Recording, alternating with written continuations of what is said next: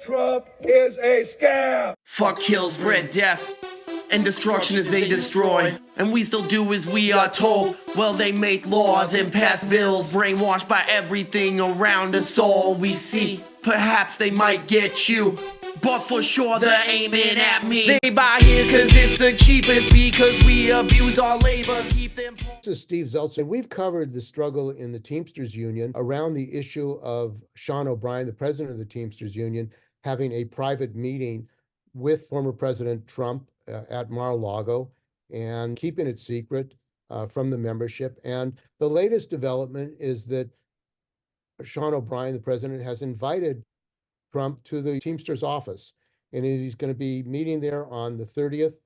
There are Teamsters around the country who are really seriously questioning and challenging whether this is the direction the Teamsters should go. And one of them is John Palmer, who is an international vice president of the Teamsters. And he raised at first when Sean O'Brien met with Trump, raised that issue, and he's continued to raise it in a recent letter that he wrote and statement when Sean O'Brien ordered all Teamster executive board members to attend this meeting with Trump. So welcome to the show. Hey, Steve, it's good to be back.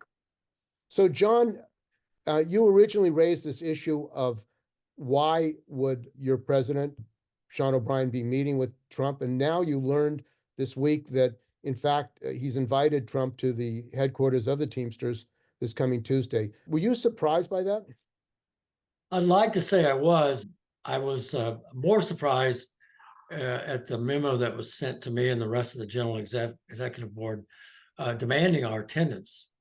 And, ironically, the Constitution has language, which I think goes back to the 50s when we had the Red Scare.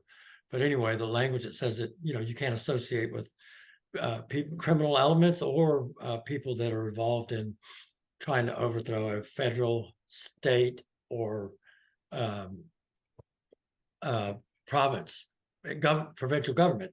So I responded by saying I wouldn't come to that meeting. Now he's going to meet with Joe Biden in the afternoon after he meets with Trump, and I will attend that meeting. But I do believe he constitutionally, I shouldn't meet with him because it says you can be barred from membership in the union.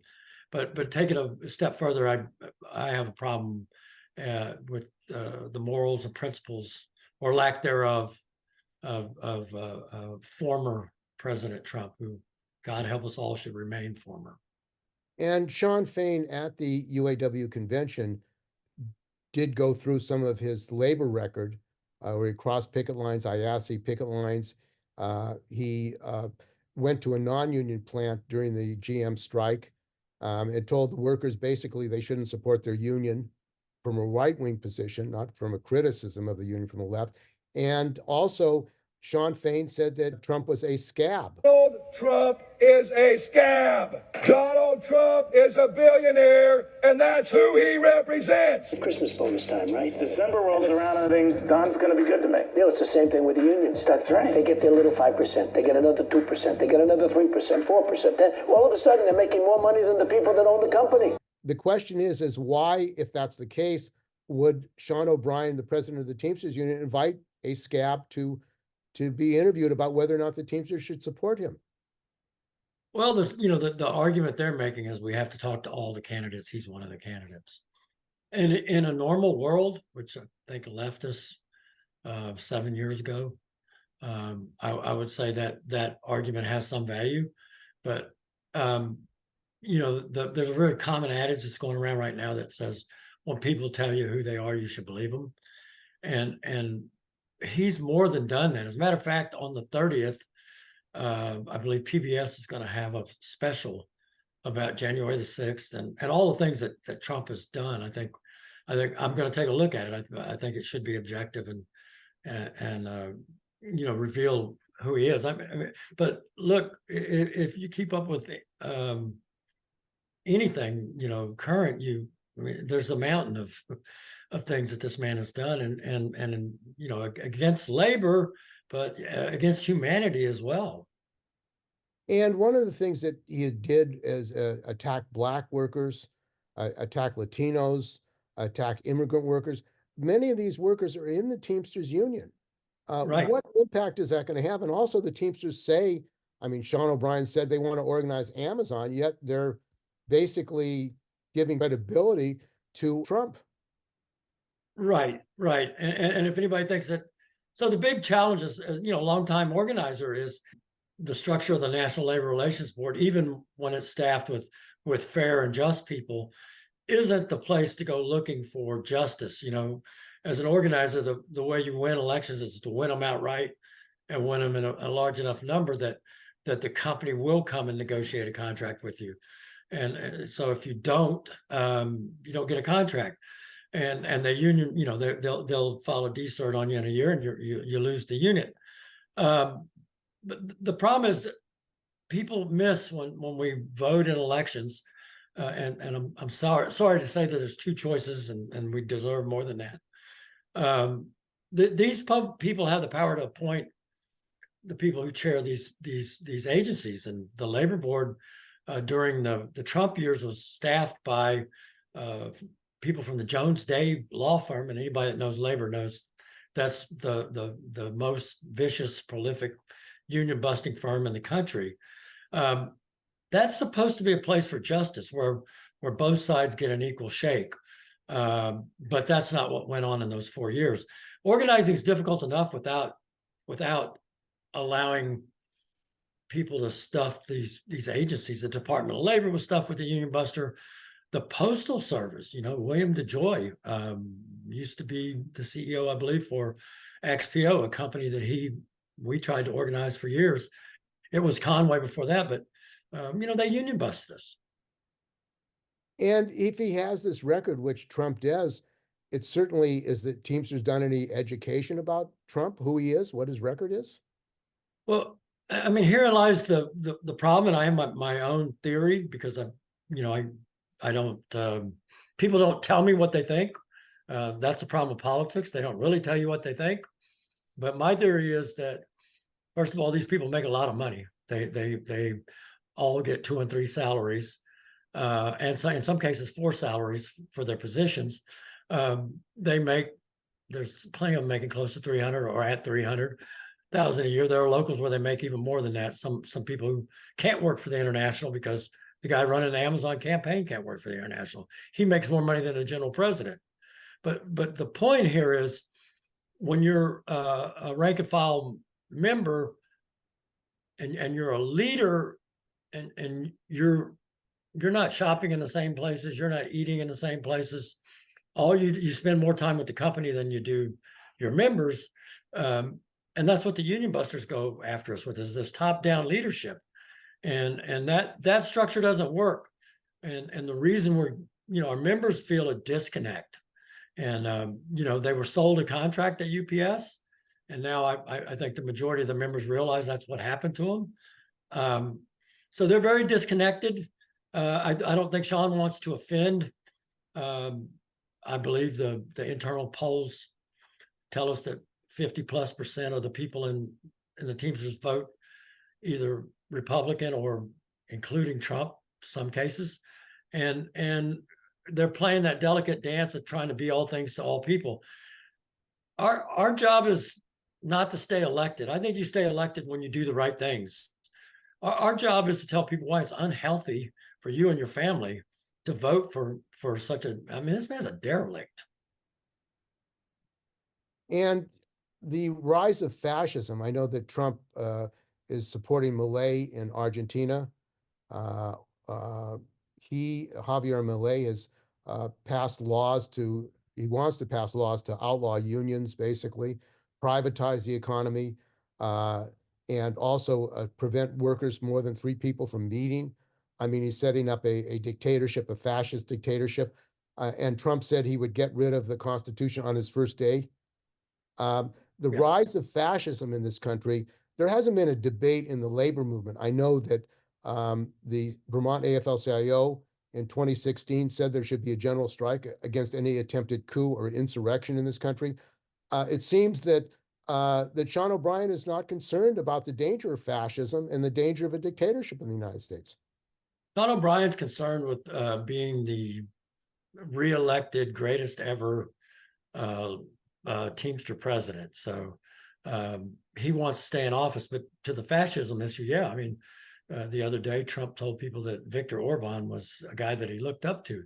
So now we're buddies with Kim Jong-il, with Putin, you know, with all these horrible dictators. And if we look at Eastern Europe, some of these transitions and changes, we should pay attention, because you know our systems are vulnerable, and the courts, if the courts slip, or you know, any of the branches fail to execute their duties, we you know, no one needs to come with firearms to overthrow the government of the United States. It's going to come from within, and allowing people with selfish, unpatriotic motives to bring that on. And the history has the history of the Teamsters have some important lessons. I mean, one of them is the Minneapolis Teamster strikes in 1934, where workers organized and they were attacked by the National Guard, the governor, workers were killed.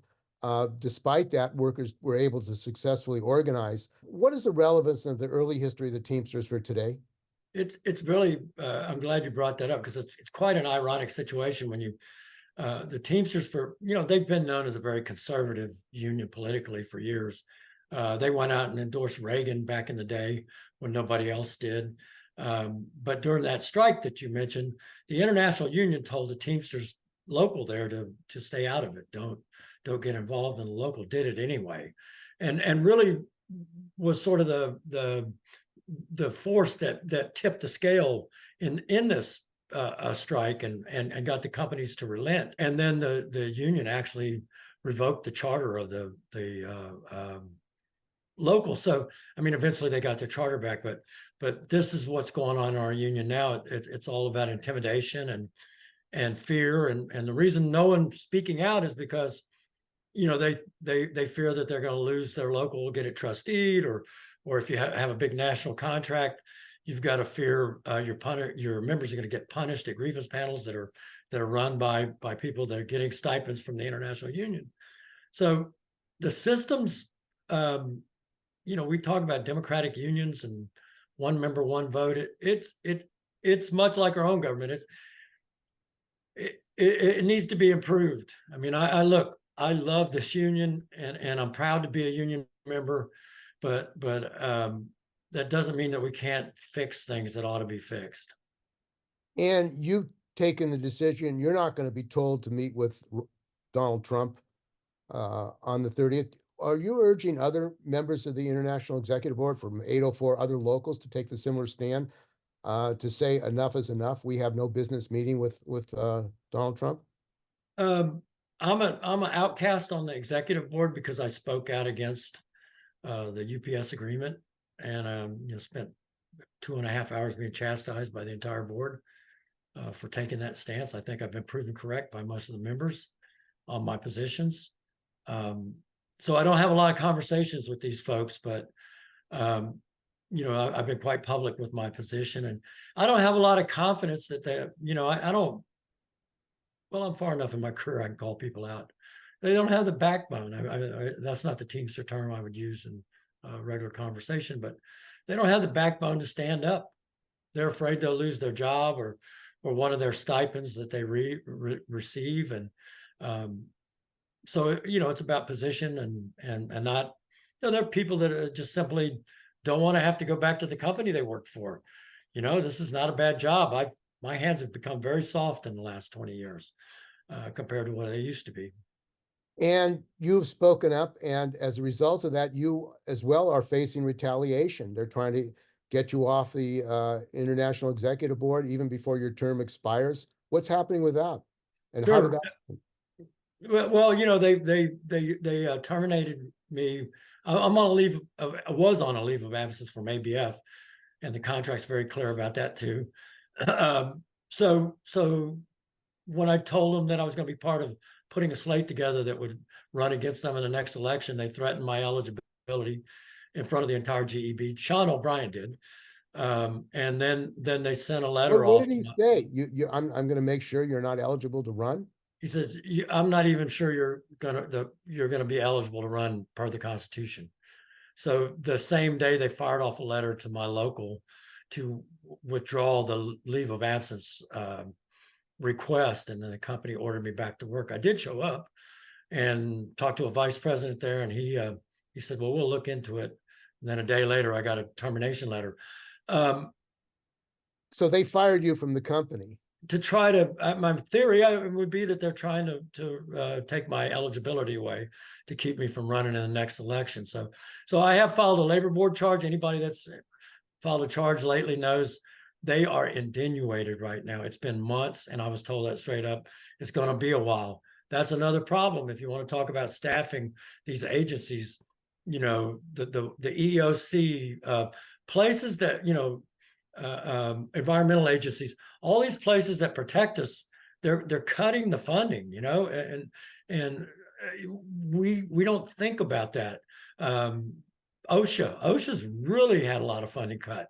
So these places, you know, you might think you have recourse there, but it'll be a while before they get to you. So anyway, that charge is filed, you know, Sounds like a Trumpian tactic. Get rid of your opponents. I'm absolutely. I mean, I think there are great similarities between the two individuals, and I will say this about the union in general. I mean, I know some very good leaders, but I think the downfall are the egos, the huge egos, the people that don't believe in being collaborative, but being sort of dictators, you know, and none of us are smart enough to do it all. We need. And the other issue that's come up, and a number of Teamsters have brought it up, Richard Hooker, 623 in Philadelphia, Chris Silvera in New York, 808, is this whole issue of systemic racism in the Teamsters, and the suit that was filed that by Black Teamsters who were on the international staff. The union had to pay out millions of dollars for discrimination. I mean, here a union supposed to be fighting for equality and against discrimination. Did you know about that? And what's been done to rectify the fact that a union is spending money because of illegal discharges? And I mean, it seems like a contradiction for what a union should be doing. Well, yeah, I mean, they fired two auditors, I believe, and one person in the education department that had to come back because the elections officer ruled that they were unjustly terminated. And so we ate that. And then the 13 organizers, I believe, 11 Black and 2 Latino, were terminated, filed a suit. They settled. And of course, as a member of the GEB, we get to see the legal stuff. So it's disappointing because when we put the slate together, I ran because of Fred. I believe that Fred who? Fred Zuckerman, the number 2 in our international union. I believe that he was going to hold them accountable. TDU support was there because we thought he would hold them accountable. But one of the problems we had was filling out a slate that was diverse, and I was one of the few that advocated for that. And I got a lot of pushback from Brian Rainville, who's used to be John Coley's right-hand man in Chicago before Coley went to the penitentiary.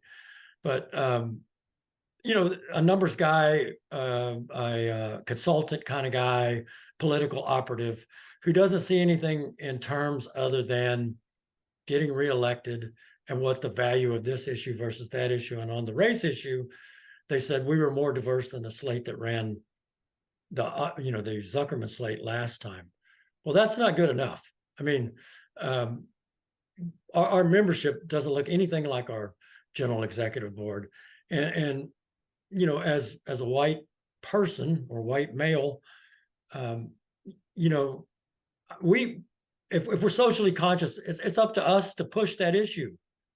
I grew up in the military, a very diverse place. I served in the military, a very diverse place. And I live in South Texas, which is predominantly a Hispanic part of the state. And so my whole life has been in places of diversity. And there are so many talented people that are discriminated against it sickens me. And I testified against a previous leadership for discriminating against women, and because the truth has to be told. And if a union is not fighting discrimination, what does that say to the members? I mean, you want to recruit members.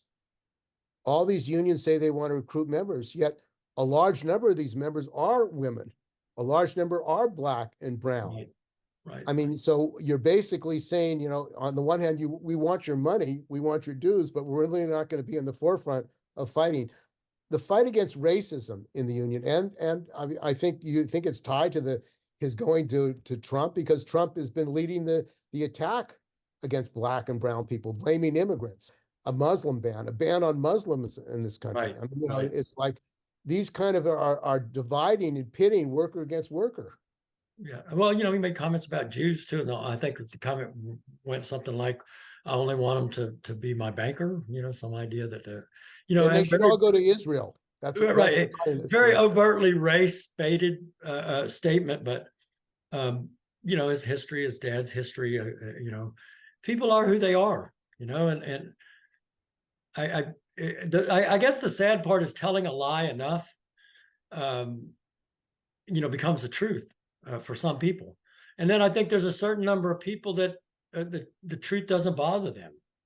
That's just where they're at. And I think that's the one thing most of all I learned watching Donald Trump is he took the closet racist, homophobe, sexist, whatever, kind of ist you want to be.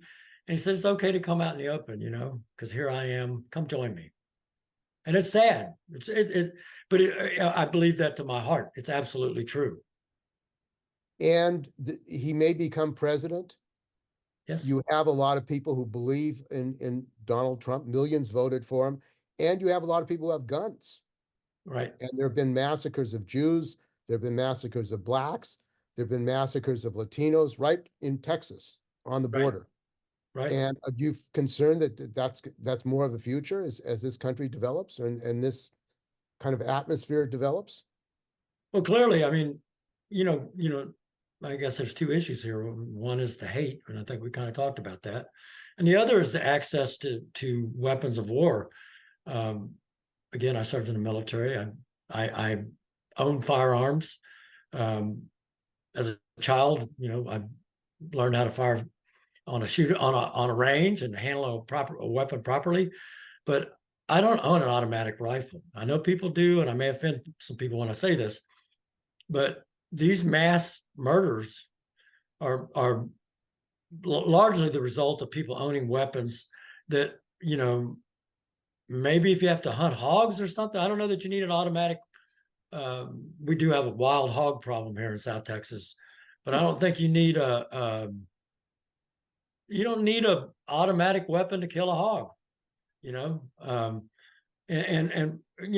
just the common sense of sanity. They dig in on the border. Come on, guys, come on.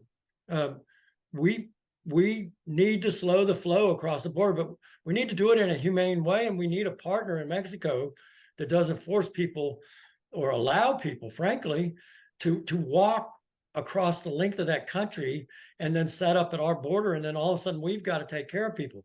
I believe in compassion and humanity. But we need to figure out an orderly way to handle our problems. And now the particularly the House and the Senate even are trying to kibosh any kind of agreement on the border because it might help Joe Biden get elected. We've lost our minds politically now when we take those positions. Well, one of the issues is U.S. intervention. U.S. is supporting Israel, which is committing genocide. U.S. has supported military dictatorships in Central and Latin America. U.S. is supporting sanctions on countries like Venezuela, Cuba, many other countries, and that's where refugees are coming from.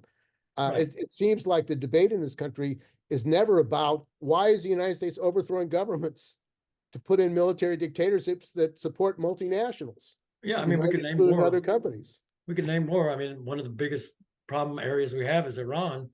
and we created that mess too. I mean, let's look at our track record as imperialists. It's you wouldn't hire that coach.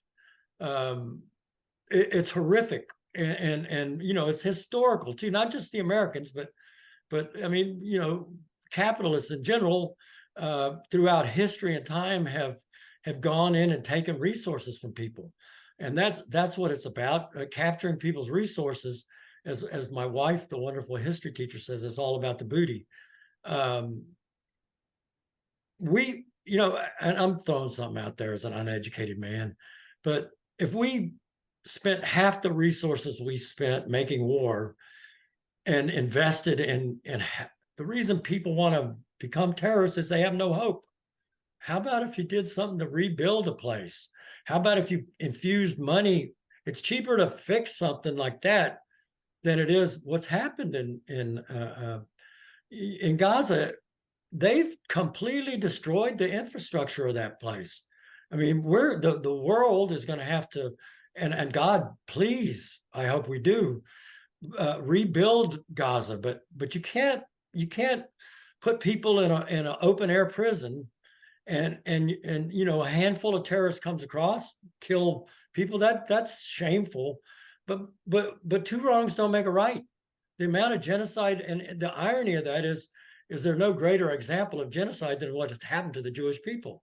No one's discounting that, but for sure, you don't go and wipe out indiscriminately. I mean, you know, women and children. It's appalling. And if you can't state that, then you know what? You're not a whole human being if you don't have the fortitude to speak truth to power, or you're afraid to lose your job to say the truth. And so all I can say is shame on you. And of course, the Teamsters have not taken a stand for a ceasefire. They're silent on it, as is the AFL-CIO leadership, silent on it. But one of the issues, there are people who benefit from war. I mean, the war profiteering, multinationals, all the bombs that are dropped, that's more business. And they argue, in fact, Biden argued, well, we've got to support Ukraine because it's going to help businesses in this country. I mean, I think the question you raise is the trillions we're spending for the military war. How about the infrastructure here? How about mass transportation? How about health? How about investment, good education? corporate I mean, investment. you know, Israel has national health care. Right. Israel has free education, and yet we don't have it in this country. We're spending billions on a war there. And they have a parliamentarian system that forces compromise. Now, lately it hasn't worked too well because they got their own little Trump-like character, Netanyahu, who's actually tried to go around the Supreme Court, who's trying to stay out of jail by waging war on innocent people. It's beyond the pale. And it seems like it's coming to a head, and these conflicts are growing, and working people now are faced with a very stark situation as their future. So you think more Teamsters are going to be standing up and should stand up around what's going on? I certainly hope so. There's a young group of reformers that have started a group called Teamsters Mobilize. There's a great resource for folks that want to just follow the banner in the union and share opinions. It's called teamsterlink.org. Those are great places to get tuned into things. But if anybody thinks you can bury your head in the sand and play the "we don't play politics" game, then you know, either you do politics or politics does you. And our economies, you know, Biden's right. I mean, as far as economies are affected by wars. I mean, we went into inflation because the price of gas went up because of what happened in Ukraine with Putin. I mean, it's all connected. And if you, I just totally disagree with not taking political stances. And again, lots of people disagree with me, and lots of people are going to vote for Donald Trump, and that's their right. But it's also my job as a representative to at least express why I think that's going to be harmful to you and your family. And you're a member of the TDU, the Teamsters for Democratic Union. You were on their steering committee. You quit the organization. they invited Sean O'Brien to their convention, along with Sean Fain from the UAW, Mhm. gave him laudatory comments, and yet apparently they're silent about this visit with Trump. How long do you think they can be silent? And I understand some of the members of the TU have joined the Sean O'Brien's administration. Um, that's the irony of it. I've spent years with TDU and trying to fight for, truth and justice and Like against triple salaries, double dipping. right. And I was, we had this Trojan horse called Oz, O'Brien Zuckerman, come in and they politically what they did was brilliant. They co-opted TDU, and for, as I've said before, 30 pieces of silver, they went whole hog in. And the unfortunate part of that is now there's, thanks to Teamster Mobilize, there is some voice out there, but the infrastructure that TDU had and the sort of activist groups that they had made them hold people accountable. And in the 35 years I've been a Teamster, I've learned one thing. I've watched a lot of people that talked and walked like I did come into leadership, and in very short order they become the same people they ran against. And that's part of the trappings of power, money, and the status, the office itself. But there needs to be a hedge against that. And I to my friends at TDU and a lot of friends there, I ask you to please look at what's going on. I mean, it's your organization. Don't let a handful of TDU leadership ruin something that's really valuable, not only the Teamsters, but the labor movement. I mean, we supported the insurgents over there at the UAW when they I had all those horrific problems, and the government came in just like us. There's so many parallels, and now it looks like they're on a much better path than they were. Are they perfect? No, but certainly improved by a lot. Okay, well, I want to thank you very much for joining us. We've been talking with John Palmer. He's an international vice president of the Teamsters who has a very different point of view about the invitation to Donald Trump from Sean O'Brien to come visit the Teamsters this coming Tuesday. So thanks for joining us on Work Week in Pacifica. Thank you, Steve.